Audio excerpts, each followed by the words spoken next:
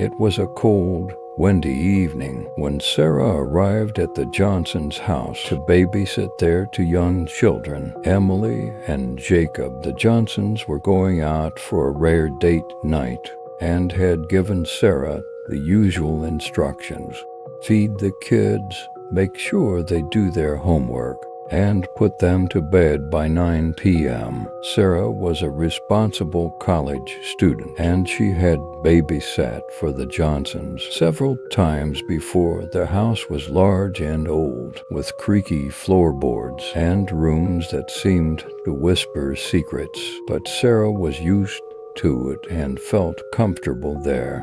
After dinner, she played games with Emily and Jacob, helped them with their homework, and then tucked them into bed, reading them a bedtime story to lull them to sleep. With the children asleep, Sarah settled into the living room with her textbooks and a movie playing softly in the background. The wind howled outside, rattling the windows and making the old house creak even more. Around 10 p.m. the phone rang. Startling her, she picked it up, expecting to hear Mrs. Johnson checking in. Hello? She said. There was a brief silence. Then a deep, raspy voice asked, "Have you checked the children?" Sarah frowned. "Who is this?" The line went dead. She hung up, shaking her head. It was probably a prank call, she thought. Teenagers with nothing better to do. She tried to focus on her studies, but the call had unsettled her. She decided to check on the kids, just to be sure. She quietly opened their bedroom doors, peeking in to see both children sound asleep in their beds. Satisfied, she returned to the living room. Half an hour later, the phone rang again. Sarah answered, her heart beating a little faster this time. "Have you checked the children?" The same voice asked, more insistent. Who is this? Stop calling me. She demanded. The line went dead again.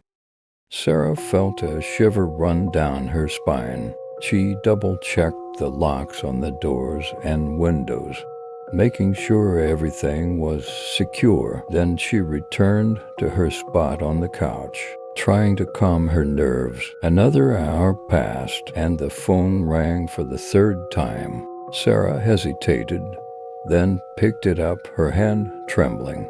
"Why haven't you checked the children?" The voice hissed, terrified. Sarah slammed the phone down. She called the police, her voice shaking as she explained the situation.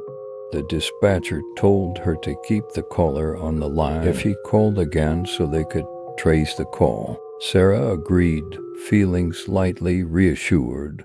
Minutes later, the phone rang once more. Sarah answered, trying to keep her voice steady.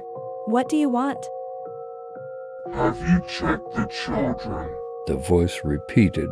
Sarah kept the man talking, asking him questions and trying to buy time. After a few minutes, he hung up. Almost immediately, the phone rang again, and this time it was the police. "Get out of the house now," the dispatcher ordered. "The call is coming from inside the house." Sarah's blood ran cold. She dropped the phone and ran upstairs to the children's bedroom. She grabbed Emily and Jacob, who were groggy and confused, and hurried them downstairs. Just as they reached the front door, a figure emerged from the shadows at the top of the stairs, brandishing a knife. Sarah screamed and shoved the children outside.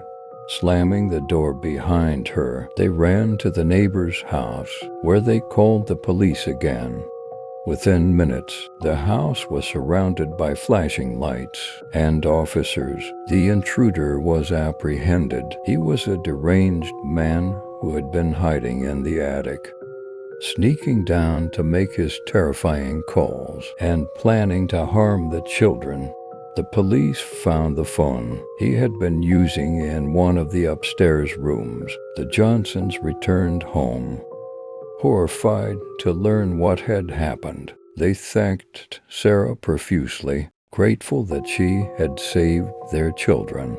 Sarah, shaken but relieved, vowed to never babysit again.